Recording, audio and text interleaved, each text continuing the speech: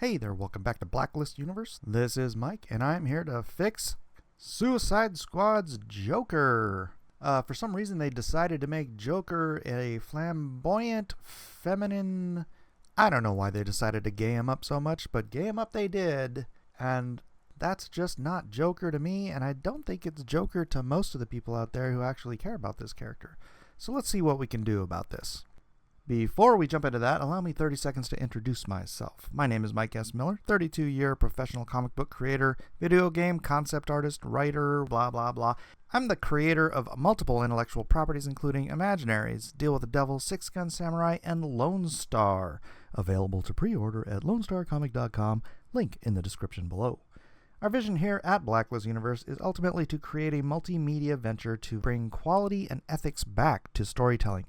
We're tired of the DEI woke agenda ruining every book, comic, game, movie, and TV show, and we're bound and determined to do something about it. If that sounds good to you, then join us by subscribing and maybe even supporting us as a channel member. No one can fight the culture war alone. We're here to fight and to make a difference, and we hope you are too. And one more thing, I do a weekly live stream at 7 o'clock Pacific Standard Time called Drawn and Quartered, where me and a group of my other professional artist friends get together and draw and chat and have a good time, and we would love for you to join us. Now back to the video.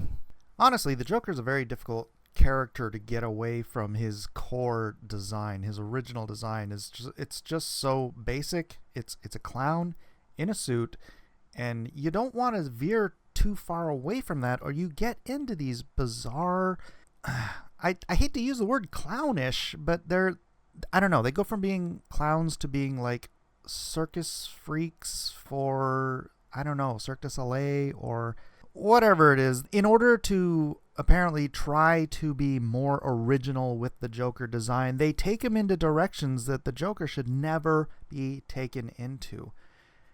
Like, take the movie The Joker, right? Joaquin Phoenix, or even the Batman Joker with Heath Ledger. Both of these took original design angles with the Joker, but they maintained that core feel for who he is, what he is. He is a homicidal maniac.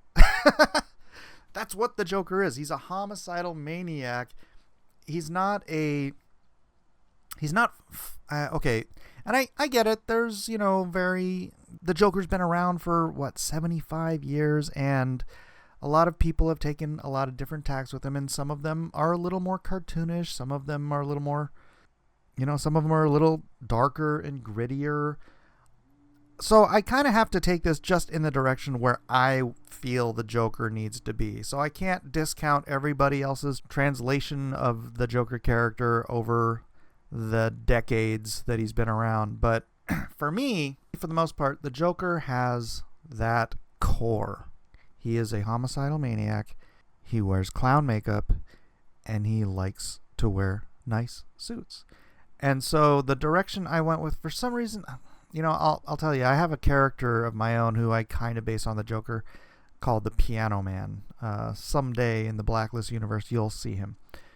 And I got that because when I would draw the Joker, I would, like, when I did commissions and stuff for the Joker at conventions and whatnot, I always wanted to draw him with Jerry Lee Lewis hair, because I loved the wildness of Jerry Lee Lewis. Like, okay, particularly in the movie, you see Jerry Lee Lewis in the movie, Dennis Quaid playing Jerry Lee Lewis in the movie, and he's got just this wild hair, and he wears the suits. And to me, he had that Joker smile that, I don't know, I always sort of fall back on that when I go to the Joker. And so I give him the slender, long face, the pointed chin, but not inhumanly pointed, the pointed nose, but not inhumanly pointed, more of a Sacha Baron Cohen look than a cartoonish, impossible freakazoid. Like, if you saw him on the street without the makeup, you'd say, wow, that guy is probably going to end up being a serial killer because of how freaking weird he looks. Society will never accept him. But so I give him a very human face, a believably wide smile. I know it maybe it's a little exaggerated, but it's like the Joker is human. He is real. And so I don't know. That's why I didn't really care for the Jack Nicholson with the whole face, surgery thing and all that. So I think the Joker needs to be grounded in reality so that you could believe that this guy would, be a real threat and a real person. And, that's I like the Joker movie for that reason. And again, I can't discount other people's opinions and other people's versions, but this is just the way I envision the Joker. So I give him that wild, curly Jerry Lee Lewis hairdo, that menacing, maniacal stare and smile. And I don't know. Obviously, I put a little extra care into the hair because that's it is what it is. I don't know. I don't know how else to phrase it. It's like I love doing that style with my Jokers. So I get particular with whose Jokers I like. I don't want to name names about different artists that have done their different renditions and how I dislike them immensely. But it is what it is. Lee Bermejo did a phenomenal Joker. In fact, they took his scarred face for the Heath Ledger Joker concept. I don't think he got enough credit for it, but that was his idea when he did his Joker book. It was like that mangled face was that brilliance, that stroke of brilliance in the Heath Ledger Joker version. I gave him a beautiful. Okay, first of all, you can't really see it, but he's got sort of the piano concerto tuxedo underneath, right? Not tuxedo, but the jacket. And I gave him a Hugo Boss because he would be like stylish, and I don't know, like he's got to spend all that money he steals on something, right? So how about a nice, beautiful Hugo Boss trench coat to protect his very stylish 3-piece suit and vest that he wears underneath. And of course I use reference for this because I wanted to make sure I got the Hugo Boss clothes correctly. I'm not a fashion designer, so I don't have all of these clothes in my brain. So as any good artist does, good artist borrow, great artist steal. If you need reference for something you are drawing because you don't know how to draw it exactly as it should be, then get reference. It's not cheating. It is part of the game. It is part of art. Good artists borrow, great artists steal. You're not going to automatically have anything in your brain. You are not, unless you have a photographic memory, which is cheating, by the way, then you're not going to have any of this in your brain. You're not going to have the way clothes fold in your brain. You're not going to have the way clothes drape in your brain. You're not going to have the exact specific styles of any particular kind of clothing in your brain unless you have referenced it in the past and you have drawn it repeatedly over and over again to ingrain it sort of into muscle memory. It's not really muscle memory, but sort of into that sort of a memory where you can draw from it because you're so familiar with it that you've drawn it a few times that you can do it over and over again. That's why it's important to practice. It's important to practice, Mike. What? Yes, it is. It is important to practice these things, and especially with stuff like learning your anatomy. You can't just look at one muscle magazine one time or one anatomy book one time and you're going to know how the form and structure of a body works, right?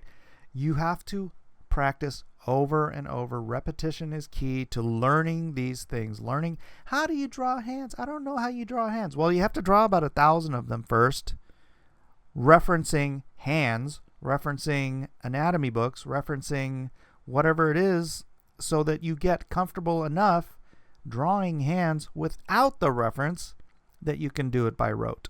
That isn't to say that it gets boring or whatever. It's just to say that you have to do the work. If you want to be a good artist, a great artist, you have to do the work. It takes time. It takes effort. And there's no getting around that. Again, unless you have a photographic memory, which is cheating. All right, here we go. I know it's the Joker, but we're still going to have to do the silhouette. How's it look? The posture alone. Okay, the posture, the head shape, the shoulder shape, it at least creates something a little more threatening.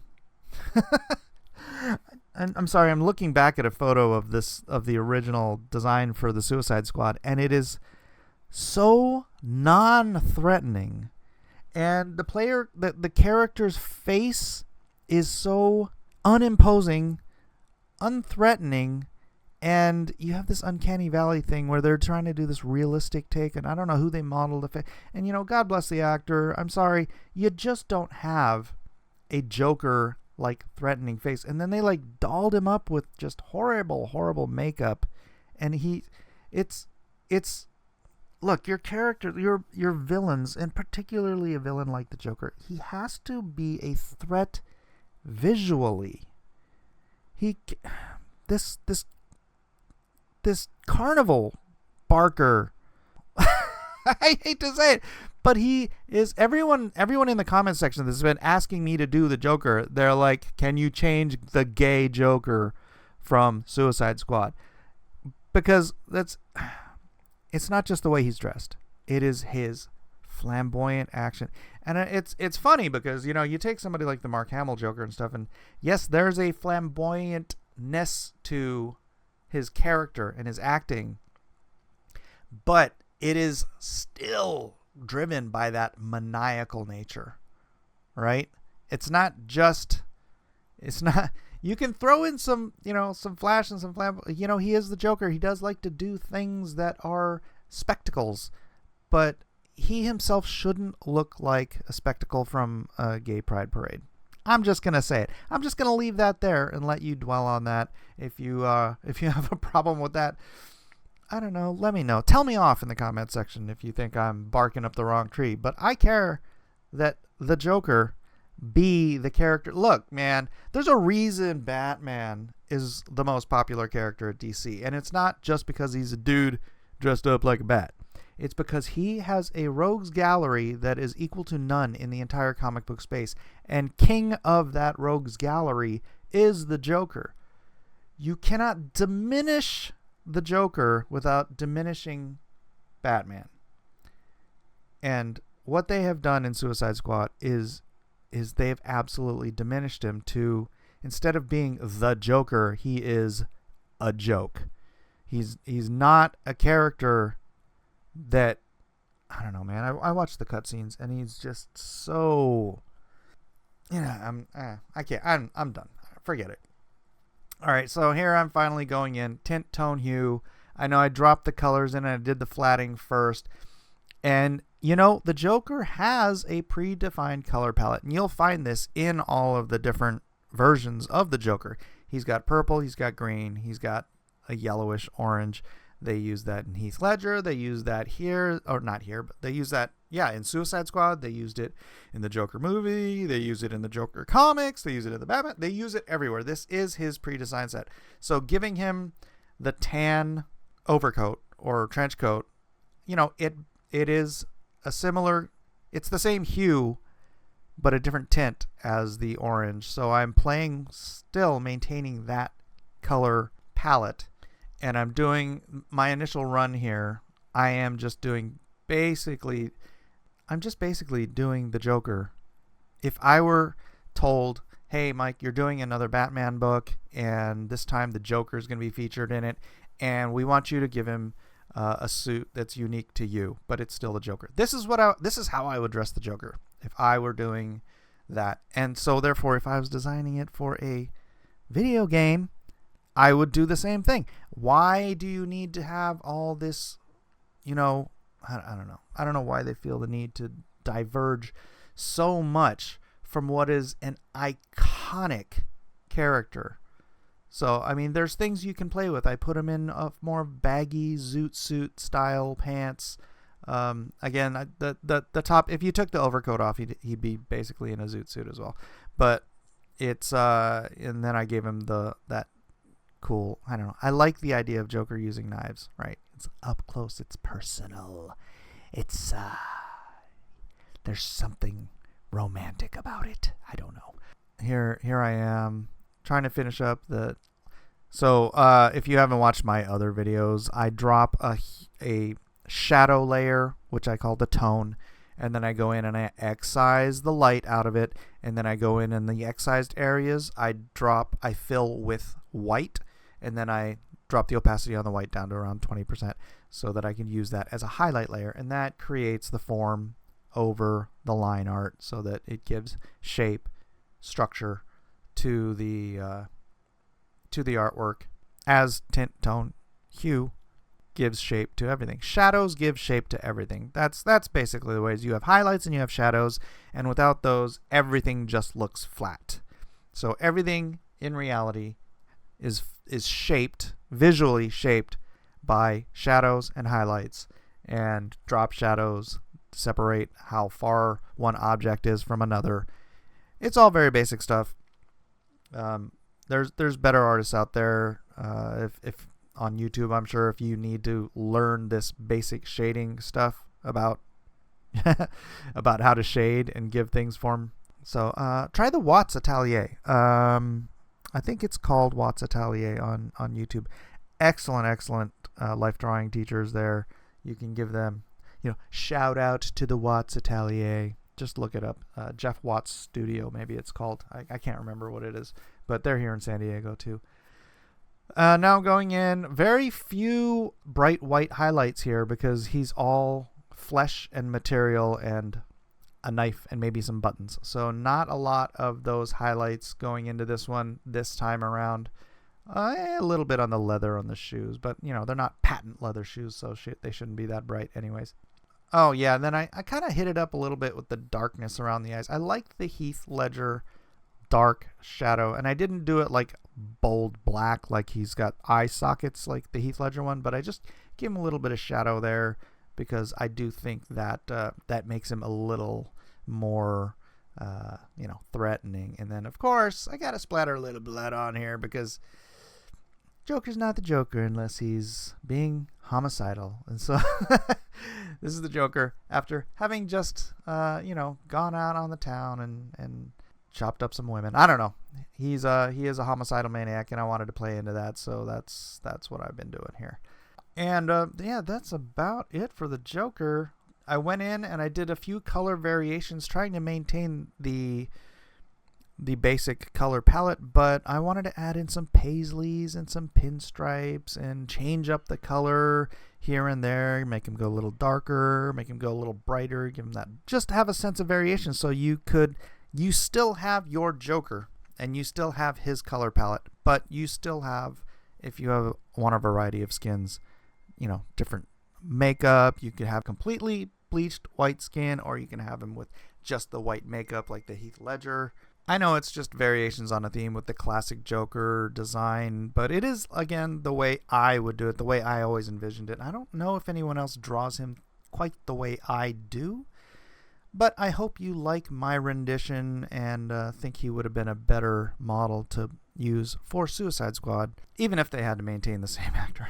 Let me know what you think in the comment section below. I'll probably not be doing another video for a little bit. I'm about to get real busy here.